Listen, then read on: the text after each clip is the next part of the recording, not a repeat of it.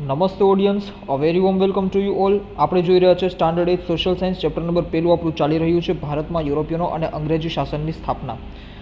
જે લોકોએ પાછળના પાર્ટ્સ હજી નથી જોયા એ લોકોને ખાસ રિક્વેસ્ટ કે પાછળના પાર્ટ્સ એક વખત વિઝિટ કરી લે, જોઈ લે, લેક્ચર અટેન્ડ કરી લે, ત્યારબાદ આ લેક્ચરને અટેન્ડ કરશે તો વધારે મજા આવશે. બરાબર, સમજવામાં કન્ટિન્યુટી રહેશે.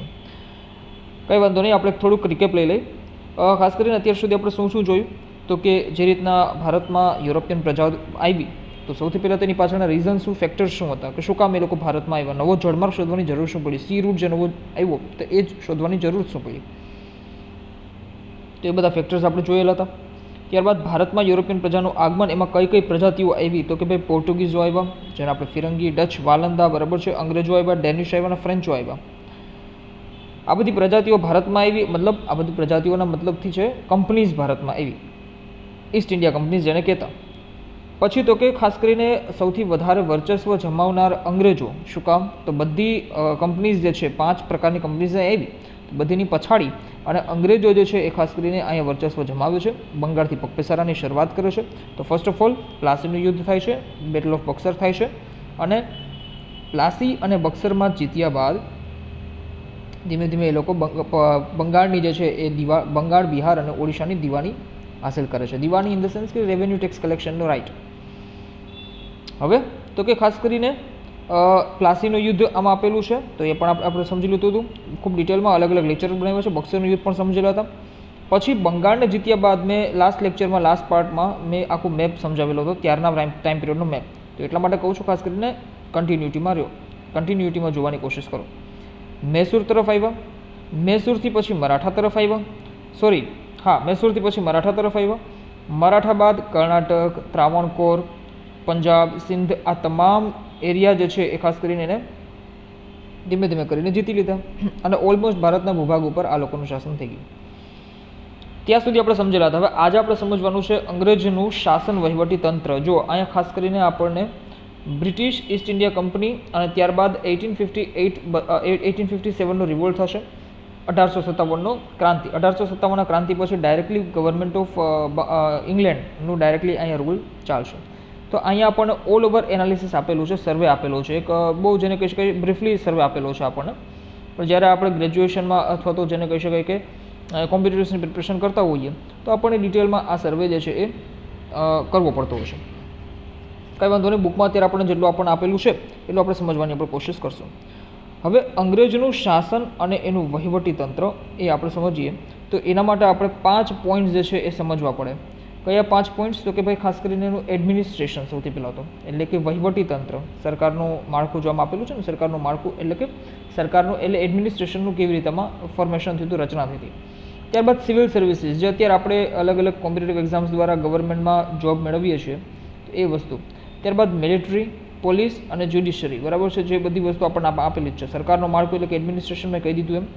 સનદી સેવાઓ એટલે કે સિવિલ સર્વિસીસ, મિલિટરી, લશ્કર, બરાબર છે, મિલિટરી, પોલીસ અને જ્યુડિશરી, ન્યાયતંત્ર. આ 5માં ડિવાઈડ કરેલું છે અને એ આપણે સમજવાનું હોય છે.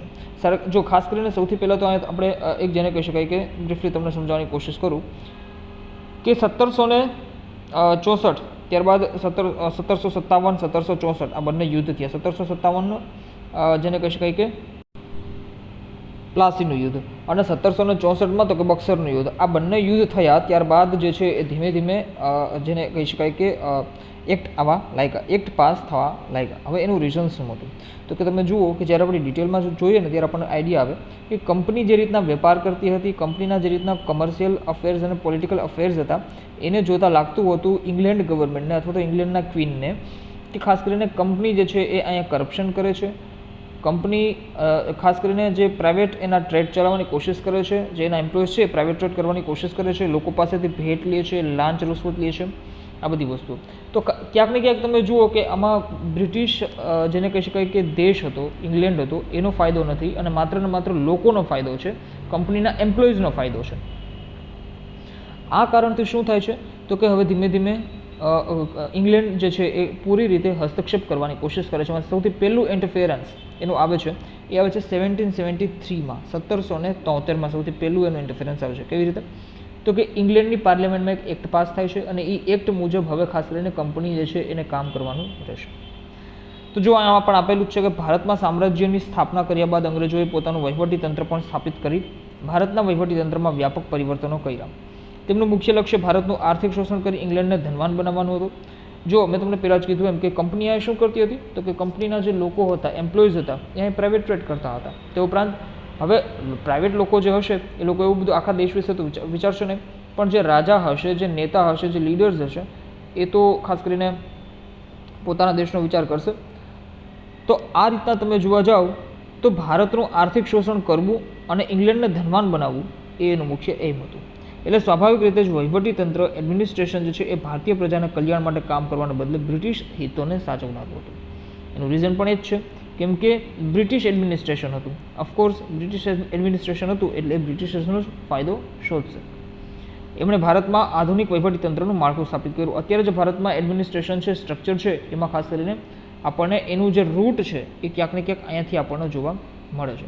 તો સૌથી પહેલાં આપણે જેને કહી શકાય એડમિનિસ્ટ્રેશનની વાત કરીએ તેમાં આપણે સમજવા મળશે કે ભાઈ 3 પ્રકારના એક્ટ આપણને જોવા મળશે. એક તો regulating act, government of India act અને ઇન્ડિયન કાઉન્સિલ એક્ટ. કેમ કે આમાં આપણને ડિટેલમાં નથી આપેલું એટલે ટૂંકમાં આપણે સમજવાની કોશિશ કરીએ. રેગ્યુલેટિંગ એક્ટ એટલે કે નિયામક ધારા કે જે ખાસ કરીને રેગ્યુલેટ કરતા હોય, નિયામક કરતા હોય, કે માત્ર રેગ્યુલેટ કરવાનું. સૌથી પહેલાં ઇંગ્લેન્ડની સરકારે રેગ્યુલેટ કરવાની કોશિશ કરી કંપનીને.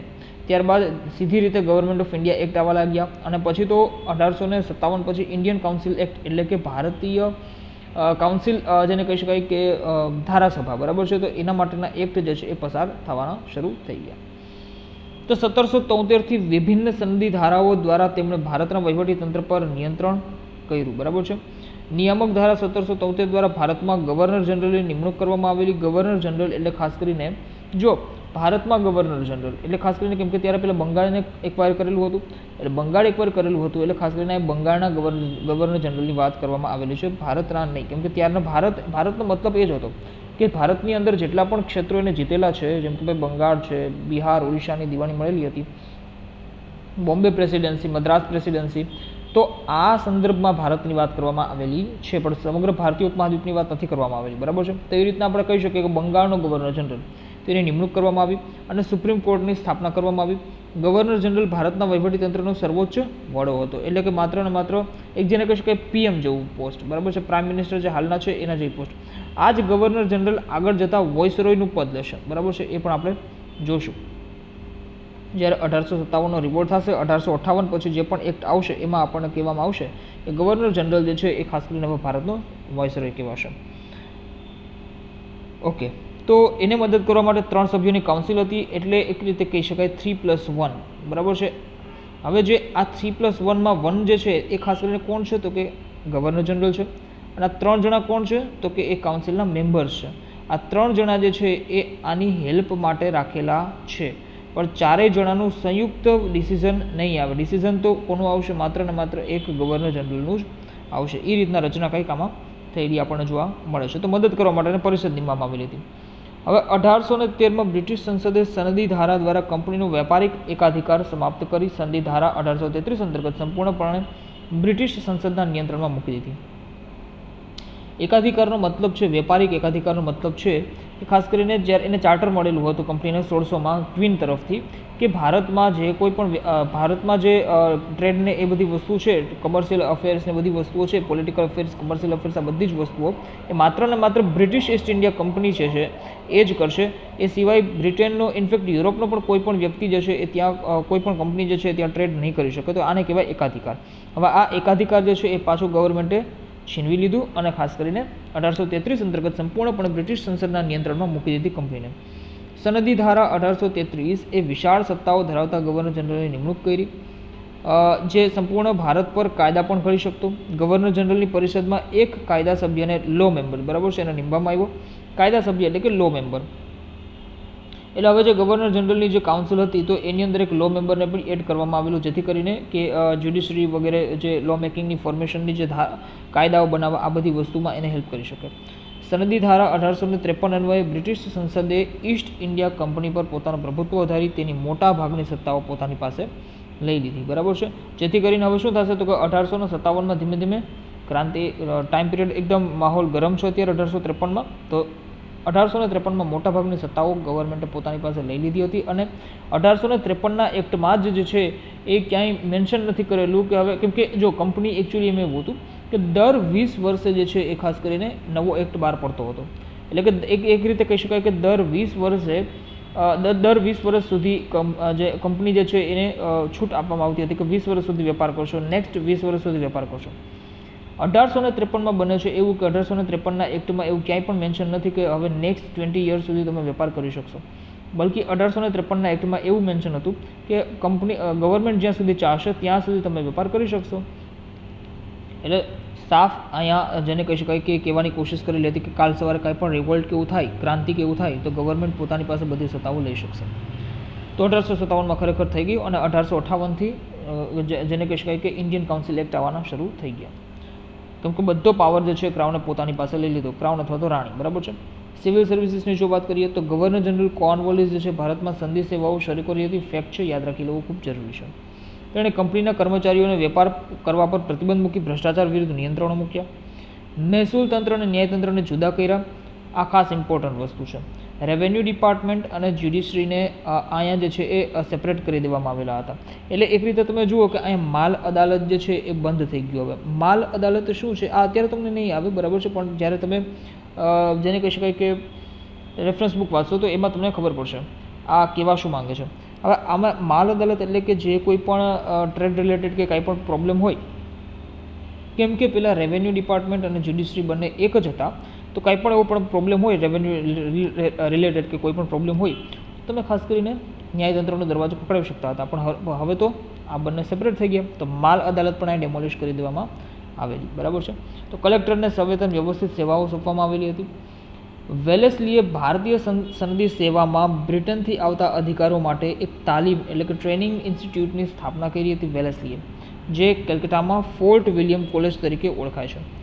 આપેલા મોટાભાગની નિમણૂક ઈસ્ટ ઇન્ડિયા કંપનીના નિયામક મંડળ દ્વારા થતી હતી. નિયામક મંડળ એટલે કે જે એક રેગ્યુલેટિંગ મંડળ કાઉન્સિલ્સ છે, તો એના દ્વારા બોર્ડ ઓફ કંટ્રોલ, બરાબર છે, તો આના દ્વારા જે છે એ ખાસ કરીને થતું હતું. પરંતુ હવે તો કે સિવિલ સર્વિસીસની એક્ઝામ ઓપન કોમ્પિટિશન લેવાતું હતું અને ઓપન કોમ્પિટિશન થ્રુ એમ્પ્લોઈઝ જે છે એ જતા હતા, સર્વન્ટ્સ જે છે જતા હતા.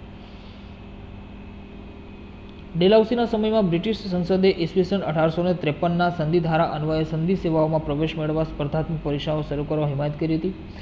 પછીથી ભારતીયો પણ આવી સંધિ સેવામાં સ્પર્ધાત્મક પરીક્ષા આપી અને જોડાઈ શકે તેવા નિયમો કરવામાં આવ્યા હતા.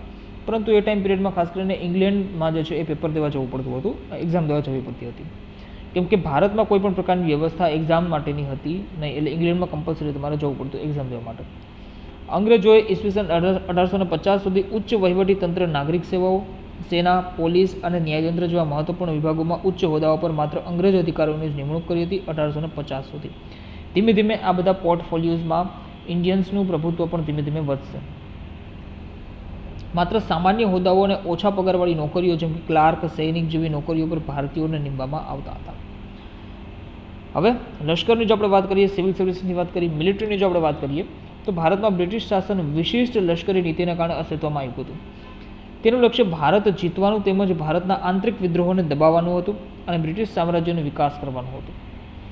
એટલે આપણને ખબર છે કે ભાઈ મિલિટરીમાં પણ આપણા જ લોકોને જેને કહી શકાય કે જોબ આપવામાં આવતી હતી અને આપણા જ લોકોનો યુઝ કરીને આપણા જ લોકો સામે રિવોલ્ટ કરવાની, જેને કહી શકાય સપ્રેસ કરવાની વાત હતી કે કોઈ પણ કાલ સવારે ક્રાંતિ કરે તો એને સપ્રેસ કરવાનું આપણા લોકો દ્વારા.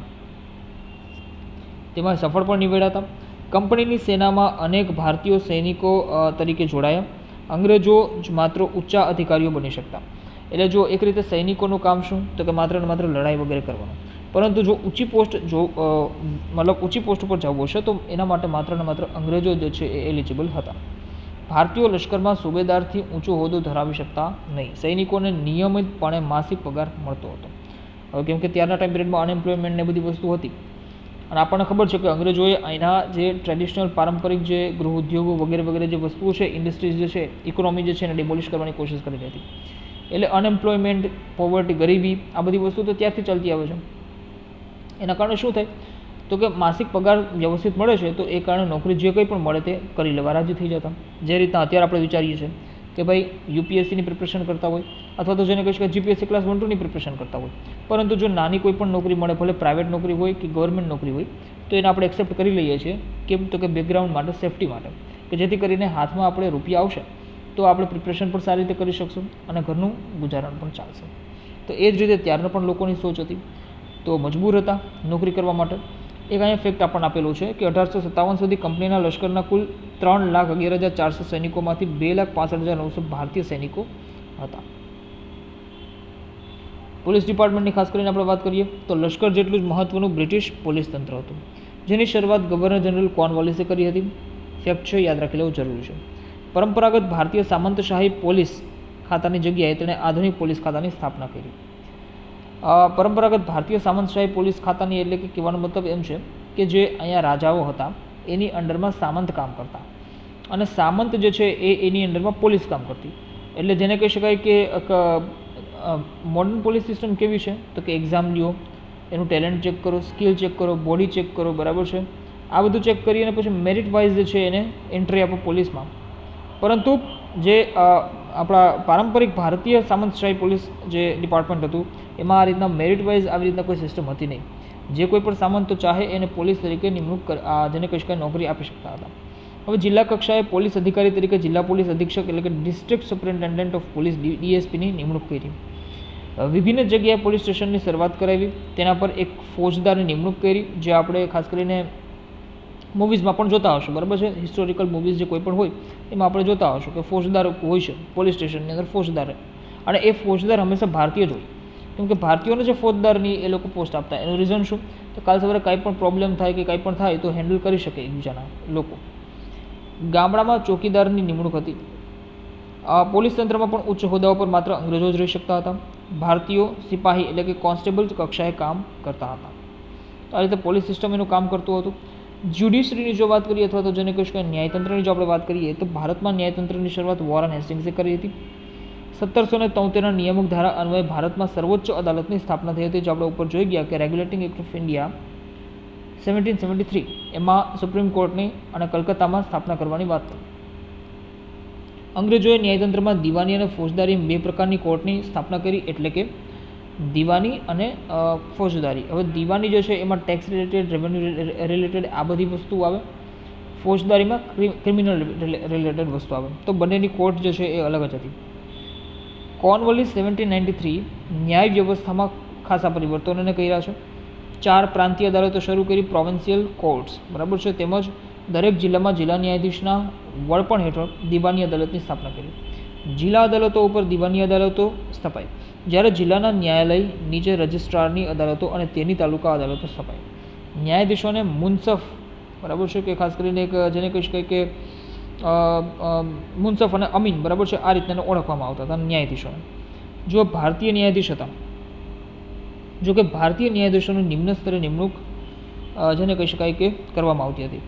એણે તમામ માટે સમાન કાયદાની જોગવાઈ કરી હતી. ઇક્વલ લો, જેને કહી શકાય કે ઇક્વાલિટી ઉપર લોને જે છે એ કરવાની કોશિશ કરેલી હતી.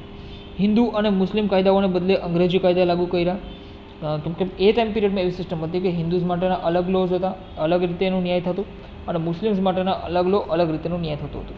હવે અહીંયા તો કે બધા લોકોને જે છે એ ખાસ કરીને એક જ લાઇનમાં રાખવાના, જે કોઈ પણ પ્રોબ્લેમ હોય એક જ લોથી જે છે સોલ્વ થશે. વિલિયમ બેન્ટિકે સૌપ્રથમ વખત ભારતીયોને ન્યાયતંત્રમાં ઉચ્ચ હોદ્દાઓ પર મૂકવાની શરૂઆત કરી હતી. કલકત્તા, મદ્રાસ અને મુંબઈમાં હાઈકોર્ટની સ્થાપના કરવામાં આવી. કેમ તો કે એ અલગ અલગ પ્રેસિડેન્સીસ હતી. કાયદાઓ સ્પષ્ટ લેખિત સ્વરૂપે અમલમાં મૂકીને ઈસવીસન 1833માં આધુનિક કાયદાની શરૂઆત કરવામાં આવી હતી. આ બધા ફેક્ટ્સ છે એ પૂછાય છે. ડિટેલમાં સર્વે અહીં એટલા માટે નથી કરાવતો કેમ કે આ સર્વે ઓલરેડી આપણે ઇન્ડિયન હિસ્ટ્રીના લેક્ચર્સમાં અથવા તો ઇન્ડિયન હિસ્ટ્રી જે છે, મોડર્ન હિસ્ટ્રી, બરાબર છે, એમાં આપણે ઓલરેડી ડિસ્કસ કરવાના જ છીએ. આમાં માત્ર ને માત્ર બ્રીફલી આપણને આપેલું છે, એક માઇન્ડ મેપ જેવું કામ કરે છે આપણને. બાકી અલગ અલગ સર્વેમાં કેવું હોય કે અલગ અલગ આપણે એક જે છે એને સ્ટડી કરવા પડે. પોલીસ સિસ્ટમને સ્ટડી કરવું પડે, સિવિલ સર્વિસીસને સ્ટડી કરવું પડે, બરાબર છે, પણ આમાં આપણને એ રીતના આપેલું નથી. બ્રિટિશ સરકારે આ રીતે ભારતમાં કાયદાના શાસનની સ્થાપના કરી, સૌને માટે એક સમાન કાયદાની નીતિ અપનાવી. આ ખાલી માત્ર કહેવાની વાત છે, સૌને માટે એક સમાન કાયદાની નીતિ માત્ર ને માત્ર કહેવાની વાત છે. બાકી આગળ આપણે જોશું કે કઈ રીતે 1905માં ડિવાઇડ એન્ડ રૂલની પોલિસીને આ બધી વસ્તુઓ એને એપ્લાય કરેલી જ છે. જ્ઞાતિ, ધર્મ કે વર્ગના આધારે કાયદામાં કોઈ ભેદભાવ નહોતો. સામાન્ય લોકો માટે પણ ન્યાયાલયના દરવાજા ખોલી નાખવામાં આવ્યા હતા. આ રીતે બ્રિટિશ વહીવટીતંત્ર આધુનિક વહીવટીતંત્ર હોવા છતાં તેનો ઉદ્દેશ ભારતમાં બ્રિટિશ સામ્રાજ્યને મજબૂત બનાવવાનો હતો, એટલે ભારતીયો આ વહીવટીતંત્રનો પૂરતો લાભ લઈ શક્યા નહીં. એનું રીઝન છે કેમ કે એડમિનિસ્ટ્રેશનમાં ભારતીયોને પૂરેપૂરું સ્થાન આપતા જ નહીં તો પાર્ટિસિપેટ કરશે કેવી રીતે. અંગ્રેજોએ નિરંકુશ રીતે ભારતીય વિરુદ્ધ કાયદાઓ દ્વારા વ્યવહાર કર્યો હતો, એટલે બ્રિટિશ શાસનની ભારતમાં એક અવિશ્વાસનું વાતાવરણ ઊભું થયું હતું. અને આ જ બધા કારણોને લીધે ખાસ કરીને તમે જુઓ કે ધીમે ધીમે લીડર્સ જે છે બરાબર છે એ લડવાની કોશિશ કરશે અને ધીમે ધીમે એક જેને કહીશ કે સ્વરાજની માંગણી આવશે. સ્વરાજ તરફથી સંપૂર્ણ સ્વરાજની માંગણી આવશે. બરાબર છે. તો આ રીતે આ ચેપ્ટર જે છે એ અહીંયા કમ્પ્લીટ થાય છે. નેક્સ્ટ ચેપ્ટર જે ખૂબ જ ઇમ્પોર્ટન્ટ ચેપ્ટર છે બરાબર છે, કેમ કે અહીંયા આપણને બિલકુલ બેસિક વસ્તુ આપણને આપેલી હતી. નેક્સ્ટ ચેપ્ટરમાં આપણને 1757 થી 1857ની વચમાં શું ઇવેન્ટ્સ થયા, ઘટનાઓ થઈ, એ વસ્તુ જે છે આપણે સમજવાની કોશિશ કરવાની છે. તો અત્યારે આપણે અહીં સુધી રાખીએ છીએ. ફરી એકવાર કહું છું, જે લોકોએ પાછળના લેક્ચર્સ પાછળના પાર્ટ્સ નથી પ્રોપર જોયા એ લોકોને ખાસ રિક્વેસ્ટ કે સિક્વન્સમાં લેક્ચરને જોવાનું રાખે. કોઈ પણ પ્રકારની ક્વેરી હોય કે ફીડબેક દેવાનો હોય તો કમેન્ટ સેક્શનમાં બિલકુલ ફ્રીલી કમેન્ટ કરી શકે છે. ચેનલને જેટલું બને એટલું વધારે શેર કરો અને તે ઉપરાંત સબસ્ક્રાઇબ કરવાનું રાખો. વિડીયોઝ પસંદ આવે છે તો એને લાઇક કરવાનું રાખો, જેથી કરીને મને મોટિવેશન મળે. આફ્ટર ઓલ ટાઈમ સ્પેન્ડ કરીને હું વિડીયો રેકોર્ડ કરતો હોઉં છું. ઓકે, તો મળીએ નેક્સ્ટ લેક્ચરમાં. Thank you so much for watching this lecture. Stay connected with me. Thank you.